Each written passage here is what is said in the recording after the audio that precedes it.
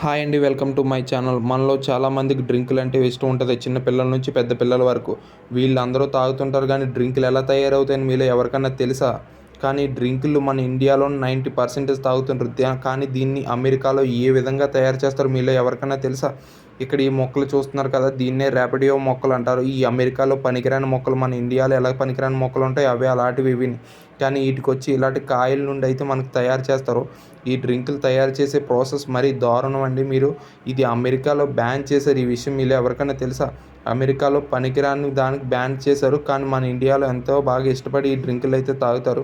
కానీ అమెరికాలో దీంట్లో ఓన్లీ బోట్లు అది బూజు పట్టిన వాటికి మాత్రం ఉపయోగిస్తారు. దీన్నైతే అమెరికాలో బంద్ చేశారు. ఈ కానీ వాడితే అక్కడ జైలు శిక్ష ఉంటుంది.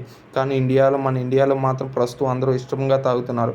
కానీ దయచేసి మానేయండి. దీనివల్ల మన ప్రేగుల్లో ఎంతో నష్టమైతే ఉంటుంది. ఈ బోల్ట్లు నొట్లో యూజ్ చేసి మన కడుపులోకి వెళ్తే ఏ విధంగా ఉంటుందో ఆలోచించండి. అమెరికా ఒక మెయిన్ ఉద్దేశం ఏంటంటే పనికిరాని మొక్కల ద్వారా కూడా డబ్బులు సంపాదిద్దామని. Thank you for watching. Subscribe my channel.